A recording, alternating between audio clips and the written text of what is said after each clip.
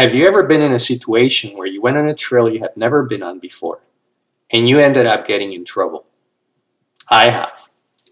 Welcome to the Bay Area Dirt Biking Channel. Take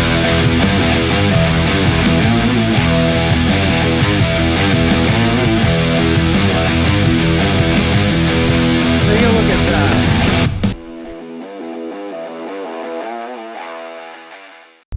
Hey riders, welcome to the new Bay Area Dirt Biking Channel. My name is Jose, and in this channel I'll be providing you with a library of videos and tips for some of the most popular dirt biking trails around the Bay Area. Hopefully these videos will give you a good idea of what a trail is going to look like before you ride it for the first time and help you stay out of trouble. So let's kick this first video off by taking a quick look at what are considered to be the three most popular dirt biking parks near the Bay Area, which will be the initial focus of the trails presented in the channel.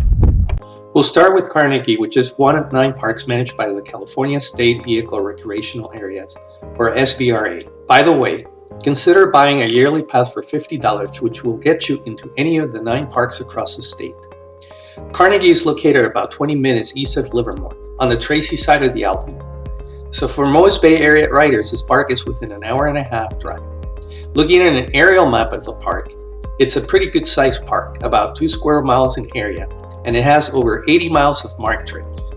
Carnegie has plenty of trails for all level riders, and for the most part the trails are well marked. Carnegie is open all year round, but it will routinely close their hills in the winter time after rainy days, and sometimes the entire park if too much water is accumulated.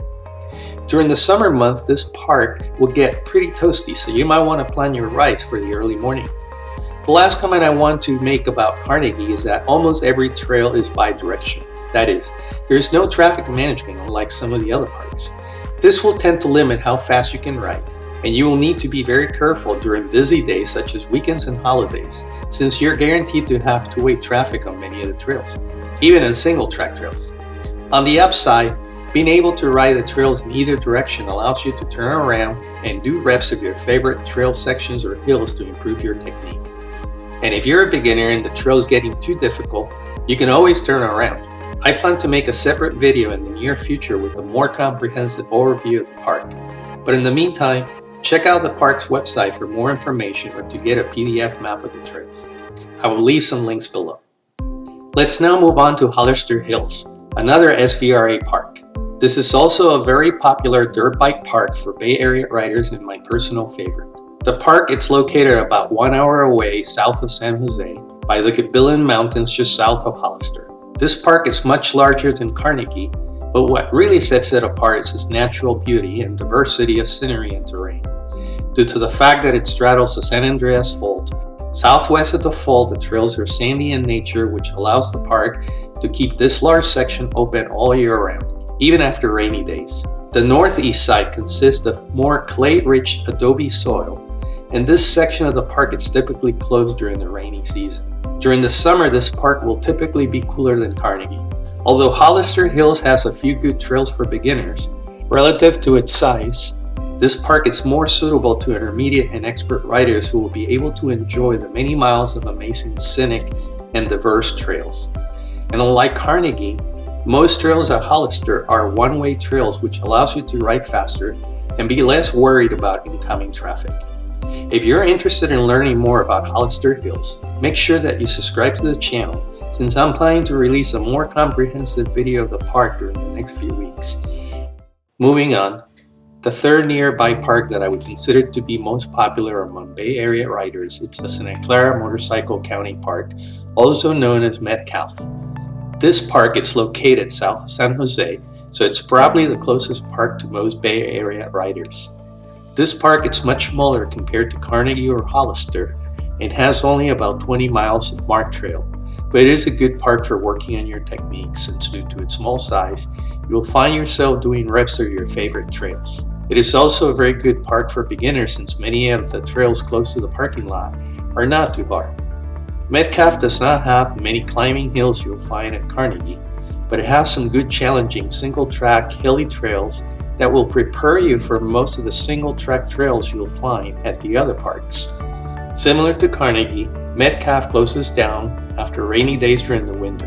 Also, be aware that the park is closed on Tuesdays and Wednesdays.